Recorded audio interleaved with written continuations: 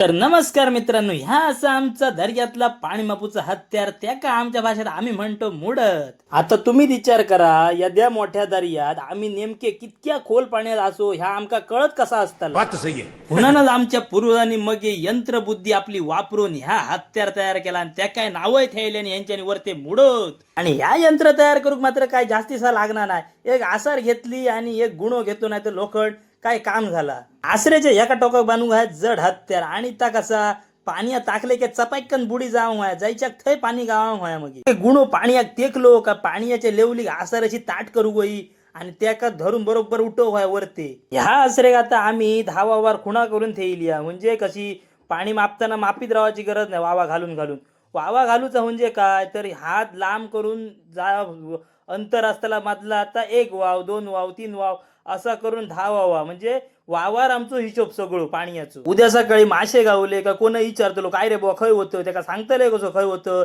उन्हान ह्या पाणी बिणी मापून ठेवा आणि आपण काही परत हार कळा होई ना कितक्या वाद होतं. उन्हान ह्या गणित असा केलेला असा, म्हणजे कसा परत त्याच जमिनीत जाऊन घावा दुसऱ्या दिवशी लोडाचो लोड करून टाक फायबर सदी बसून आडू मागडो फांगडो धरून. कालच्या हरीक जाऊन काय गावताला काय नाही गावताला ह्यो नशिबाचो भाग रवलो. परत ह्या असा आहे गणित असा. पुन्हा आमका का सद ह्या दर्यात जायतच राहा आणि माझे तुम्ही व्हिडिओ बघित राहा. धन्यवाद.